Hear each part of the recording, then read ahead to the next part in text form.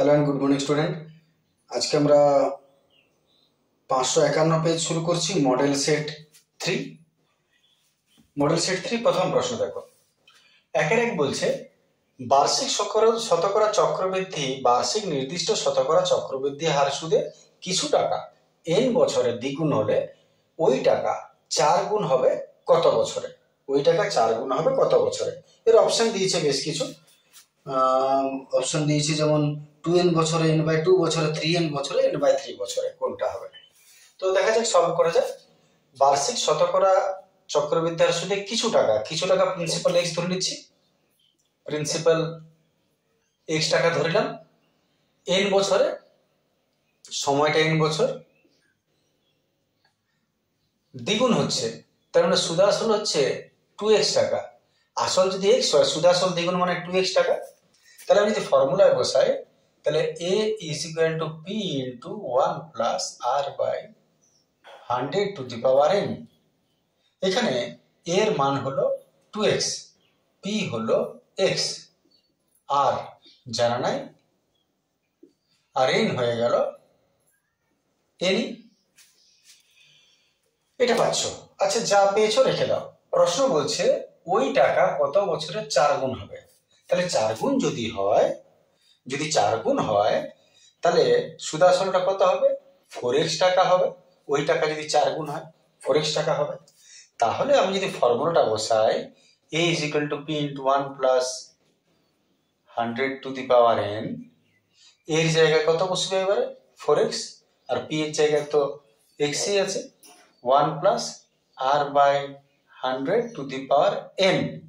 এই nটা বার করতে বলেছে কত বছরে। তাহলে এই nটা আর এই nটা একই নয়, এটার nটা n বছর, কিন্তু বলে দিয়েছে কিন্তু এটা কত বছরে বার হবে, তাহলে এটা আলাদা। তাহলে এটাকে n1 দিয়ে দিলাম, এটা আলাদা আলাদা সময়। এই n এই সময়ের এই সময় তার একই নয়, কত বছরে 4 গুণ হবে, তাহলে ধরে নিলাম এটা n1। আচ্ছা, এটা সলভ করা যাক। প্রথমত x কাটতেই পারো, এখানে তুমি x কাটতেই পারো, এই মানটা ওখানে বসাতে হবে। বসাবে কি করে? এইটুকুই ব্যাপার। তাহলে এখানে তুমি লক্ষ্য করো 2 এর মান পেয়েছো, এটা 2 এর মান পেয়েছো n। আচ্ছা, এখানে 4 পেলে 4কে তুমি 2 এর স্কয়ার লিখতেই পারো, কারো কিছু বলার নেই। আর এখানে যেটা আছে থাক। এবারে 2 এর জায়গায় তুমি 2 এর মানটা বসিয়ে দাও, এই মানটা 2 এর জায়গায় এখানে বসিয়ে দাও। তাহলে বসালে কি হচ্ছে? 1 plus two the power n, 2 এর জায়গায় মানটা বসলো, আর বাইরে আছে স্কয়ার, এদিকে যেটা আছে থাক।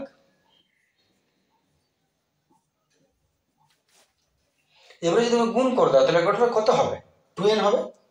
তাহলে এতএব 1 প্লাস r বাই 100, এটা 2n সমান 1 plus r by 100 to the power n1।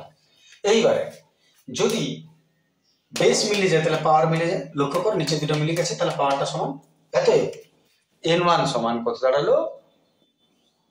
2n বছর। ওইটা বার করতে বলেছে এটা কত বছরে, না 2n বছরে। উত্তর এটাই, 2n বছর মানে তোমার অপশন হচ্ছে এখানে 2n বছর মানে অপশন হচ্ছে এ। যাদের কাছে বই আছে তারা এ এর অপশনটা ক্লিক করবে। চলে আসছে 2 নম্বর। আসলে দেখতে পাচ্ছ পরিষ্কার? চলে আসছে 2 নম্বর প্রশ্ন। 2 নম্বর প্রশ্ন বলছে যদি x - 1/x এর মান √3/2 হয়, তাহলে x + 1/x এর মান কত? তাহলে x এর মান এটা হচ্ছে, এর মান কত? আমরা এক কাজ করছি, উভয় দিকে বর্গ করে দিচ্ছি, এটাকে স্কয়ার করে দিলাম। এগুলো অনেকগুলো পদ্ধতিতে করা যায়, যে যেভাবে করে। এবার a - b তার হোল স্কয়ারের ফর্মুলা বলো যেটা প্লাস আছে। a - b তার হোল স্কয়ার এমন ফর্মুলা বলো যেটা প্লাস পাওয়া যায়। সেটা হচ্ছে ক্লাস 8 এ ছিল তোমাদের, a + b তার হোল স্কয়ার মাইনাস 4ab। এটা কার ফর্মুলা? a - b তার হোল স্কয়ারের। তাহলে মাইনাসের মান কে প্লাস করতে গেলে 4ab এর ফর্মুলা ইউজ করা হয়। একই রকম ভাবে যদি a + b তার হোল স্কয়ার ফর্মুলা বার করো, তাহলে মাইনাস প্লাস হবে, এটা মাইনাস এটা প্লাস। তাহলে এখানে লক্ষ্য করো a - b তার হোল স্কয়ার ফর্মুলা ভাঙছো, কি লিখবে? a + b তার whole square minus 4 A B. এটা তুলো, রুট স্কোয়ারকে খেয়ে গেল 3, 2 এর স্কোয়ার দিয়ে 2 4, ইহা গেল x+1/x। দেখো তুমি পেয়ে গেছো, এটা সলভ করলেই হলো। -4 দিয়ে গেল +4, একটু রসাও করে নি, 4 4 16, 19/4। এতে এটা স্কোয়ার সমান 4 হলো। এতে যদি আমি ট্রান্সফার করে দিই স্কোয়ারটা, তাহলে ওদিকে রুট হয়ে যাবে। তাহলে সেই স্কোয়ার ট্রান্সফার করে নিচ্ছি। অতএব x+1/x সমান স্কোয়ার ট্রান্সফার করলে √19/4। 19 তো রুট কাটবে না, 4 বর্গমূল 2, √19/2। দেখা যাক এটি উত্তর আছে না আরো কিছু চেঞ্জ করেছে, আরো কিছু কারসাজি যদি করেছে। না, 19/2 এরটাই হবে। এর অপশনটা ক্লিক। আশা করি বুঝতে পেরেছ। চলে আসছে আমার পরের প্রশ্ন।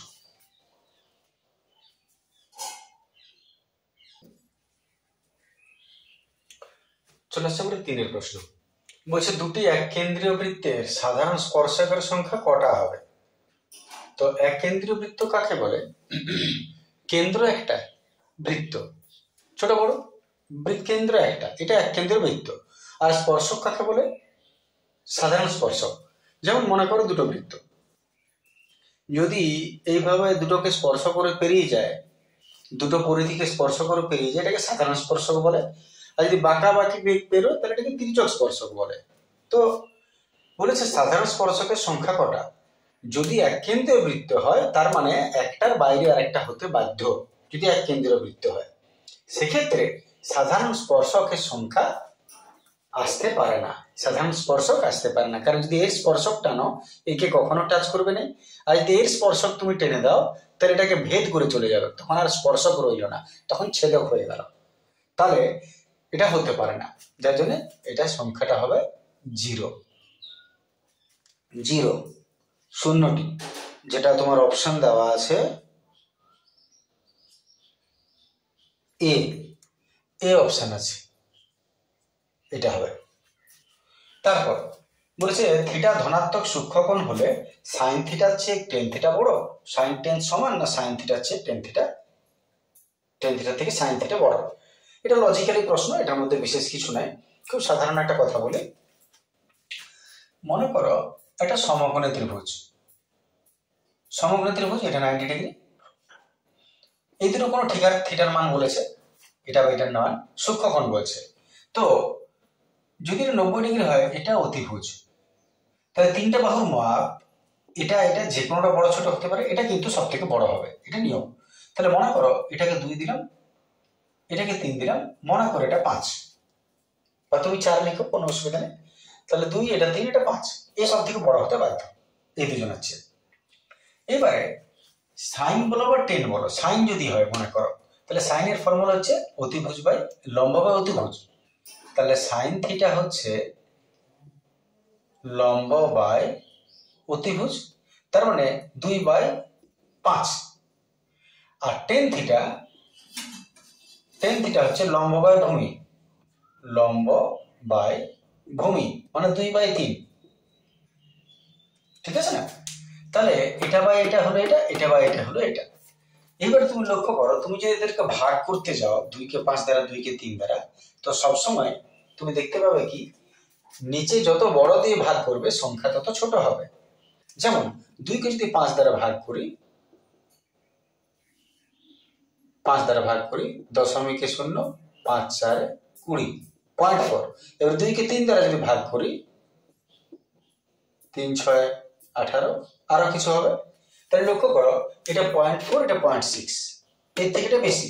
তাহলে যেটা নিচে ছোট, নিচটা যত বড় হয়ে যাবে তত মানটা কমে যাবে, নিচটা যত ছোট হবে তত মানটা বেশি হবে। তাহলে যেহেতু অতিভুজ সবার থেকে বড় সবসময় হবে, সব থেকে বড় হবে, তাই সাইনের ফর্মুলায় অতিভুজ পাচ্ছ, অতিভুজকে নিচে পাচ্ছ, সাইনের ফর্মুলায় অতিভুজকে নিচে পাচ্ছ। তাহলে এর মান সব সময় নিচটা যত বড় হয় মান তত ছোট হয়। তাহলে নিচটা বড় আছে, তার মানে এর মান ছোট হবে। তাহলে তুমি যে কোনো ফর্মুলা বসাও না কেন, নিচে যদি অতিভুজ আসে তো তার মান সবার থেকে কম হবেই, তার মানে সে ছোট হবেই। তাহলে সাইন থিটা টেন থিটার থেকে ছোট হতে বাধ্য।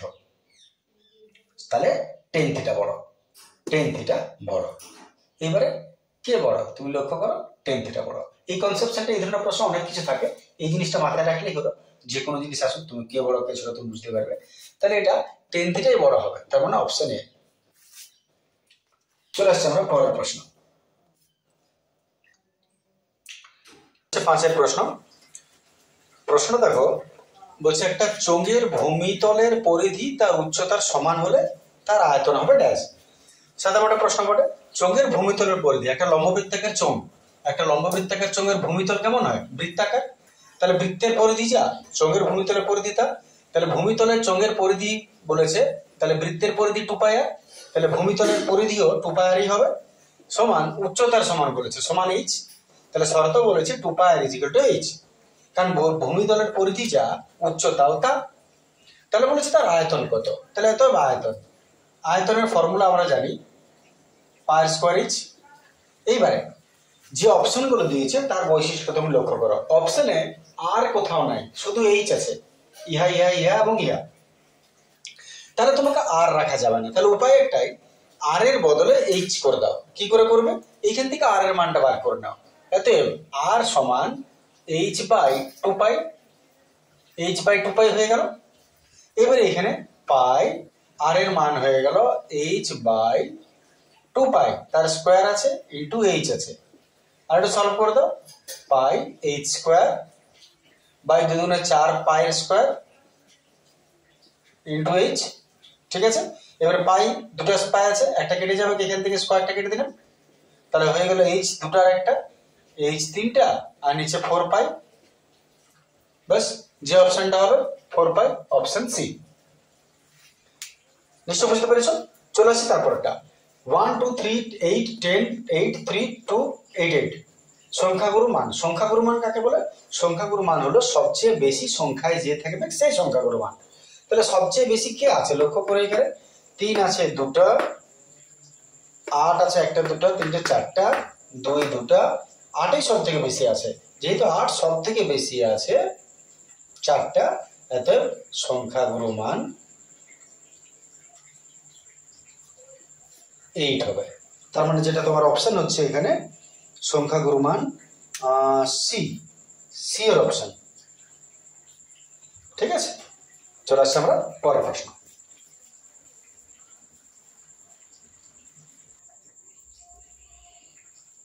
চলে আসছে আমার 2 এর প্রশ্ন।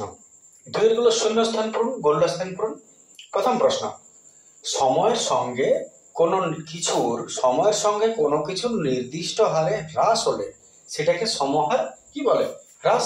যদি বৃদ্ধি পায় সময়ের সঙ্গে তাহলে সমহার বৃদ্ধি, যদি হ্রাস পায় তাহলে সেটাকে সমহার হ্রাস বলে, এটা জানা আছে সবারই।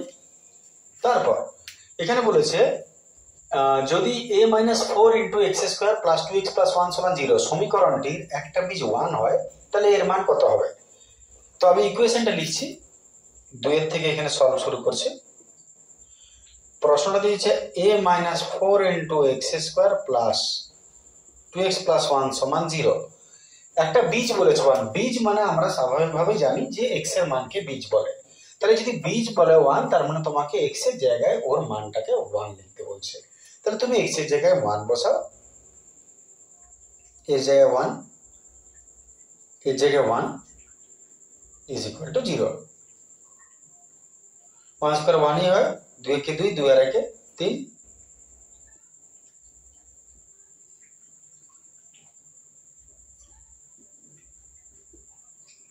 -1 1, তাহলে এর মান কত হবে? 1।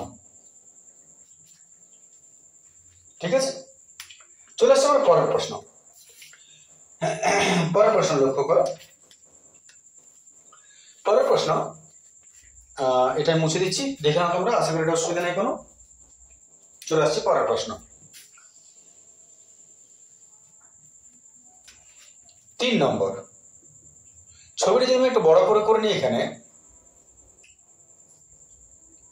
তাহলে ছবিটা একটা ত্রিভুজ বলেছে এবিসি, আর এখানে একটা সমান্তরাল রেখায় দেখাচ্ছে আর কিউ। এই মানটা 4 দিয়েছে, এই মানটা পি দিয়েছে, এই মানটা পি দিয়েছে, আর এই মানটা 9 দিয়েছে। প্রশ্ন হচ্ছে find out the value of P. P এর মান কত? তো যদি আমরা দেখি প্রশ্নটা, যদি আমরা দেখি যে ভূমির সঙ্গে এই বাহুর কোন বিন্দু থেকে এই বাহুর উপর কোন বিন্দুতে একটা রেখা অঙ্কন করা হয়েছে, তাহলে আমাদের নিয়মই হচ্ছে যে এইটা ইস্টু এইটা সমান এইটা ইস্টু এইটা, বাস এইটুকু সিদ্ধান্ত তুমি মাথায় রাখো, তাহলে অঙ্কটা হয়ে গেল। তাহলে শর্ত কি বলছে? অতএব এ আর বাই আর বি সমান এ কিউ বাই কিউ সি, এটা হচ্ছে সিদ্ধান্ত। এটা ইস্টু এটা সমান এটা ইস্টু এটা, বাকিতে মান বসাও, কিছু না, এত তো লেখার তোমার প্রয়োজন নাই। এখানে 4 বাই পি সমান পি বাই 9, ক্রস করে নিচ্ছি পি পি, পি স্কোয়ার 4 9 36, এত পি হয়ে গেল √36, তার মানে হলো 6। তাহলে পি এর মান কত হবে? 6। দেখে নাও, আশা করি ঠিক আছে। তাহলে চলে আসছে আমরা পরের প্রশ্ন। পরের প্রশ্ন মুছে দিচ্ছি এটা।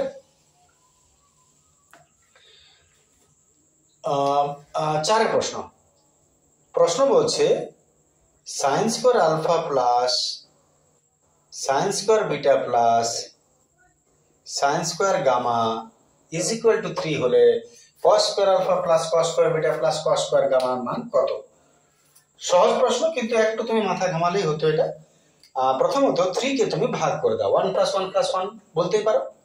আর এই 3টা আছে যেহেতু, একটা 1 এঁকে দাও, একটা 1 এঁকে দাও, একটা 1 এঁকে দাও, তাহলে আমার কি দাঁড়াচ্ছে রাশিটা? সরি, সাইন স্কোয়ার আছে, সাইন স্কোয়ার আলফা, একটা 1 এঁকে দাও তাহলে -1 হবে, প্লাস একটা 1 এঁকে দাও প্লাস এই মাইনাসই হবে, তারপর একটা 1 এঁকে দাও, আর ওদিকে যদি 3টা চলে আসে কত হবে? 0। আশা করি বুঝতে পারলে। 3 কে আমি 1 + 1 + 1 লিখতেই পারি, তারপর একটা 1 একটা 1 একটা 1 -1 -1 তিনজনকে দিয়ে দিলাম। এইবারে সাইন স্কয়ার থিটা -1 কি হয়? আমরা ফর্মুলা জানি, যেহেতু ফর্মুলা কি বলে, sine square theta plus cos square theta is equal two 1। তার মানে আমার যদি প্রয়োজন থাকে আমি সাইনটাকে যদি ওদিকে নিয়ে যাই বা এটাকে নিয়ে আসি, তাহলে লক্ষ্য করো 1টাকে নিয়ে এলাম এদিকে, কস স্কয়ারকে ওদিকে চলে গেলাম, 1টাকে আমি নিয়ে এলাম এদিকে, কস স্কয়ারকে ওদিকে নিয়ে চলে গেলাম। তাহলে sine square theta -1, sine square theta -1 সমান কি হলো? Minus cos square theta. তাহলে এর জায়গায় আমি মাইনাস কস স্কয়ার থিটা লিখতেই পারি, কারো কিছু বলার নেই। অতএব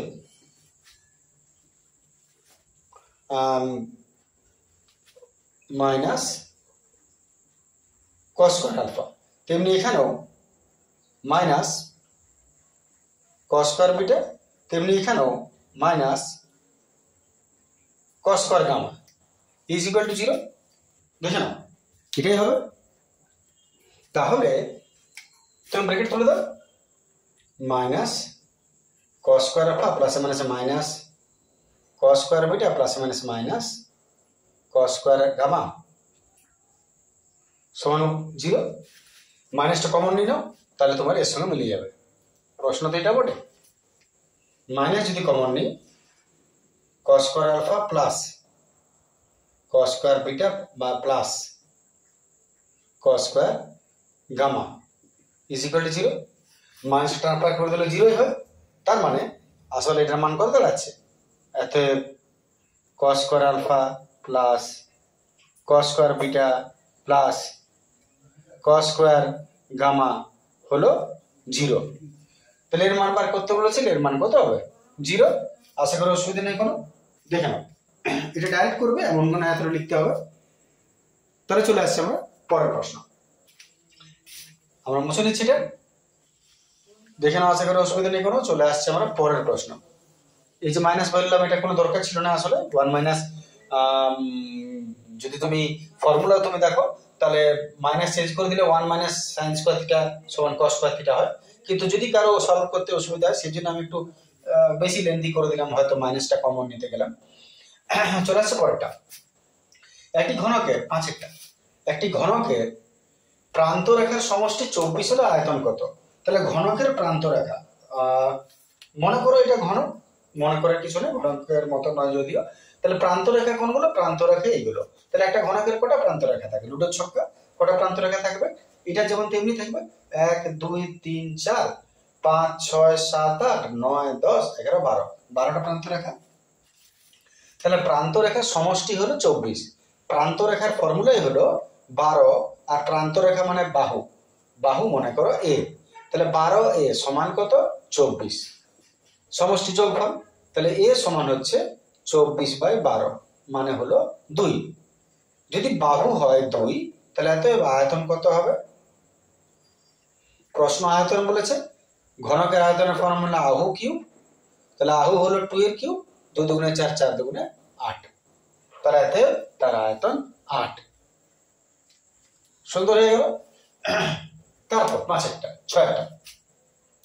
বৃহত্তর সূচক ও যায় বা ক্ষুদ্রতর সূচক ও যায় পরস্পরকে যে বিন্দুতে ছেদ করে সেই বিন্দুর ভুজ হলো পরিসংখ্যা বিভাজনের ড্যাশ। তো এটা তোমরা তো পরিসংখ্যা বিভাজনের ছক করেইছো, যখনই গ্রাফিক্যালি তোমার একটা মিশবে, তখন এইখান থেকে আমরা জানি এইখান থেকে যে রেখাটা টানা হয়, যেটা এক্স অক্ষের উপর হয় তাকে ভুজ বলে।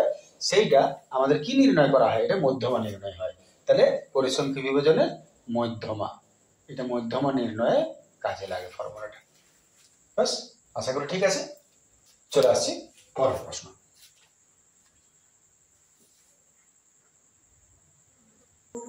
চলে আসছি আমরা 3-এর প্রশ্ন। 3-এর প্রথম প্রশ্ন দেখো, বলছে এটা অংশীদারি ব্যবসায় প্রীতম নীরজা তথা মূলধন অনুপাত 1/2 1/3 1/4। তাহলে তাদের লাভের অনুপাত এটা হবে, ঠিক না ভুল? সত্য মিথ্যা নির্ণয়। তাহলে সত্য মিথ্যা নির্ণয়ে আমরা জানি যে অংশীদারি কারবারে মূলধনের অনুপাত যা, যদি অন্য কোনো শর্ত প্রযুক্ত না হয়, কিনা লাভ এইভাবে ভাগ হলো কি ইত্যাদি ইত্যাদি, তাহলে মূলধনের অনুপাত যা হবে লাভের অনুপাতও তাই হবে, সমান। তাহলে এটা যা, এটাও যদি তাই হয়, তাহলে আমাদের এটা সঠিক, না হলে ভুল। তাহলে আমি কি করে এটার সঙ্গে এটাকে মিলাবো? আমি অপশন 1-এর থেকে এখানে অ্যান্সার আসছে। অনুপাতটা দিয়েছে 1/2 1/3 1/4। এটাকে গোটা সংখ্যা কি করে করব? গোটা সংখ্যা করার নিয়ম হলো নিচের গুলোকে লসাগু করো। 2 3 4 লসাগু করি, 2 দুগুণে 4 2 দুগুণে 4 4 3 12। লসাগু যা হচ্ছে তুমি সবার সঙ্গে গুণ করে দাও, এর সঙ্গে এর সঙ্গে এবং এর সঙ্গে। নিচের গুলো লসাগু যা হবে সবার সঙ্গে গুণ করে দাও, ও গোটা সংখ্যা অটোমেটিক্যালি হয়ে যাবে। 6 3 4 12 4 4 3 12 3। তাহলে আসলে এই অনুপাতটা যা, এই অনুপাতটা তা। অনুপাতটা বলছে 6:4:3, কিন্তু এখানে বলছে 3:4:6। না, সমান হতে পারে না। তাহলে এটা আমাদের ভুল। মূলধন অনুপাত এটা হলো লাভের অনুপাত, এটাই হতো লাভের অনুপাত, এটা আছে মানে ভুল। তাহলে এটা হয়ে গেল মিথ্যা, এফ ফর ফর্মুলা। আশা করি ক্লিয়ার আছে, দেখে নাও। চলে আসছে আমার পরের প্রশ্ন। এটা মুছে দিলাম। চলে আসছে আমরা, ভুল ছিল এখানে, ইজ ইকুয়াল টু হবে ইজ টু না। তাহলে এটার মান কত, ঠিক না ভুল আর কি। তাহলে আমরা 2-এর প্রশ্ন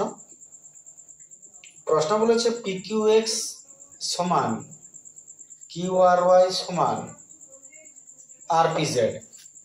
আমি প্রথমে এটা লিখছি, PQX সমান QRY। আমি এক কাজ করছি, x এর নিচে y টাকে নামাচ্ছি, x এর নিচে y নামালাম।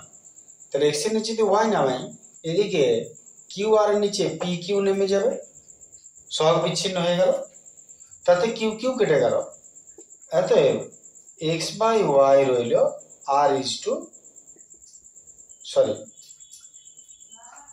R/P।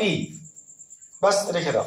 এবার এটা এটা করি, QRY সমান RPZ আছে, আমি y এর নিচে এর z কে নামালাম, উল্টো দিকে এদিকে RP সঙ্গে সহগ বিচ্ছিন্ন QR নেমে গেল। আর আর কেটে যাবে, তাহলে Y by Z is equal to P by Q দাঁড়ালো। এইবারে তুমি অনুপাতটাকে সোজা করে দাও। এত এক্স বাই ওয়াই মানে এক্স ইজ টু ওয়াই সমান আর ইজ টু পি, আর এখানে Y is to Z is equal to P is to Q করে নাও। এবারে তুমি লক্ষ্য করো, এটা is to X is to Y যদি এটা হয়, ওয়াই ইজ টু জেড যদি হয়, দুটো ওয়াই তো মিলে গেল, এই ওয়াই এর মানও পি আছে, এই ওয়াই এর মানও পি আছে, মানে অনুপাতটাকে তুমি সোজা জোড়া করে দিতে পারো। এত x is to y is to z সমান আর ইজ টু পি, আর is to P is to q, আর is to P is to q. দেখে নাও, প্রশ্ন বলেছে এক্স ওয়াই জেড এর হলো আর পি কিউ, নিশ্চয়ই এটা ঠিক হবে। It's true, T for true. আশা করি ঠিক আছে। চলে আসছে আমরা পরের প্রশ্ন। চলে আসছে পরের প্রশ্ন, এটাকে পরিষ্কার করে দিই। তিনের প্রশ্ন, দুটি বৃত্তাংশ সমান হলে বৃত্তচাপ দুটির দৈর্ঘ্য সমান নাও হতে পারে। না, এটা ভুল, সমান হতে বাধ্য। যদি বৃত্তচাপ যদি মনে করো এইখান থেকে এটা বৃত্তচাপ কাটো, তাহলে এর যে বৃত্তচাপ এইখান থেকে এতটা, যদি সেম বৃত্তাংশস্থ আরেকটা কাটো এখান থেকে এটা, মনে করো এইটা, এরও বৃত্তচাপের দৈর্ঘ্য সবসময় সমান হবে, এটা হতে বাধ্য। একই বৃত্তাংশস্থ যদি হয় মাপটা, তাহলে তার বৃত্তচাপ দুটো সবসময় সমান হবে। হতে পারে নাও পারে, এটা কোনো কথা না, এটা সমান হতে বাধ্য, এটাও ট্রু। চলে আসছে তারপরটা যদি দেখো, চারেরটা প্রশ্ন বলছে 10x into 10y is equal two 1 হলে এটা। তো তুমি আগে এটা একটু কাজ করো, এটা তো তুমি পড়ে এসো। 10x রেখে দাও, আর এটা 1/10y কে ওইদিকে নিয়ে চলে যাও, 1 হলো। এবারে তুমি জানো যে 1/10 মানে কট, 1/10 মানে কট y। এরপর তুমি এক কাজ করো, কট বা 10টাকে অল্টারনেট চেঞ্জ করে দাও। তুমি জানো 10 90 মাইনাস থিটা কট থিটা বা কট 90 মাইনাস 10। তাহলে আমি এখানে কট থিটা না লিখে, এটা তো থিটা, কট থিটা না লিখে আমি লিখব 10 90 ডিগ্রি মাইনাস থিটা, থিটা মানে ভয় করে। তাহলে কট থিটা না লিখে 10 90 মাইনাস থিটা আমি লিখবো। তাতে কি হলো, 10 10 কেটে গেল। যদি 10 10 কেটে যায়, তাহলে x সমান 90 ডিগ্রি মাইনাস ওয়াই রইল। দেখে নাও, ঠিক আছে, নিচের অংশে দেখাচ্ছে। এইবার তুমি এক কাজ করো, যদি এটা হলো এতএব মাইনাসটাকে নিয়ে চলে এসো, এক্স প্লাস ওয়াই সমান কত, 90 ডিগ্রি চলে এলো, এক্স প্লাস ওয়াই সমান 90। এবারে প্রশ্ন চলে এসো, যেটা বলেছে তোমাকে সাইন এক্স প্লাস ওয়াই সমান কত হবে, সাইন এক্স প্লাস ওয়াই এর মান কত আছে, 90। তাহলে সাইন 90 মান কত চেক করে নাও, যদি ঠিক হবার ঠিক হবে, যদি ঠিক না হবার থাকে তাহলে হলো নাই, বাস। সাইন 90 আমরা জানি কত, 1 হবে, কারণ 0 1 2 3 4 4/4 রুট 1। ছক নিশ্চয় বার করতে জানো তোমরা, নাহলে দেখে নেবে আমার প্লে লিস্টে আছে কি করে বার করতে হয়। তাহলে সাইন 90 1 হয়, কিন্তু এখানে কি বলেছে 0 হবে, তার মানে এটা মিথ্যা, এফ ফর ফোগলা। ঠিক আছে, চলে আসছি পরের প্রশ্ন। দেখে না, আশা করি কোনো অসুবিধা নেই। চলে আসছি পরের প্রশ্ন, 5 প্রশ্ন বলছে দুটি অর্ধগোলকের বক্রতলের ক্ষেত্রফলের অনুপাত 4:9, তাদের ব্যাসার্ধ অনুপাত। তাহলে দুটি অর্ধগোলকের বক্রতলের ক্ষেত্রফলের formula 2 pi r square is to আরেকটা 2 পাই r স্কয়ার। দুটোর নাম আলাদা দিয়ে দাও, এটা 1 দিয়ে দাও, 2 দিয়ে দাও, তাহলে তার অনুপাত হচ্ছে 4:9। তাহলে ব্যাসার্ধ অনুপাত দেখি কত হবে, 2 পাই গেল, তাহলে r1 square by r2 square is equal to 4/9। Square transfer করে দিচ্ছি, r1 বাই r2। এই দুটো স্কয়ার কিন্তু একসঙ্গে ট্রান্সফার হবে, মাথায় রাখবে, এটা কোনোদিন না যে এর স্কয়ার রুট হলো এর স্কয়ার রুট হলো, দুটো রুট স্কয়ার একসঙ্গে হয়ে সেটা ট্রান্সফার হয়। অতএব r1 is two r2, 2 is two 3। লক্ষ্য করো, ওইটাই বলেছে, তার মানে এটা true, T for true, very good. এবারে পরেরটা চলে আসি, আশা করি কোনো অসুবিধা নেই, ঠিক আছে। চলে আসছে আমার শেষ প্রশ্ন, 6টা। দেখো 6 প্রশ্নটা দিয়েছে সংখ্যাগুরু মান 9, তাহলে এক্স এর মান কত? এদের সংখ্যাগুরু মান যদি 9 হয় এক্স এর মান কত হবে? সংখ্যাগুরু মান মানেই হলো সব থেকে বেশি আছে 9, তবেই সংখ্যাগুরু মান 9, সব থেকে বেশি 9। তো লক্ষ্য করো এখানে 9 কটা আছে? 1টা 2টা 3টা। 8 কটা আছে? 1টা 2টা 3টা। 8ও 3টা 9ও 3টা।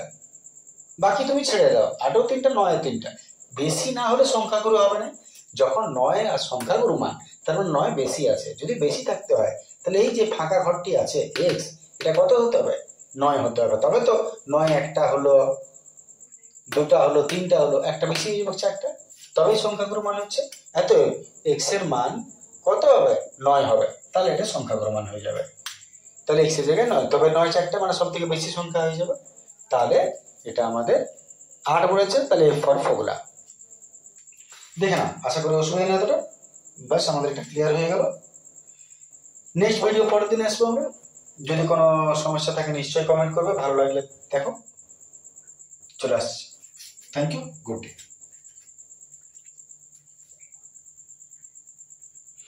আচ্ছা, মিলাতে গেলে দেখলাম আমি এখানে একটা ভুল লিখে দিয়েছিলাম। দুটি বৃত্তাংশ সমান হলে বৃত্তচাপের দৈর্ঘ্য সমান না হতে পারে না। আমি বললাম এমন কথাটা যে সমান হতে বাধ্য যদি বৃত্তাংশ সমান হয়। তার এটা ভুল বলেছে, এটা আমি টি লিখে দিয়েছিলাম বাই মিস্টেকেলি। বলেছি ভুলেই, কিন্তু লিখেছিলাম টি। ওটা ঠিক করে নেবে, ঠিক আছে।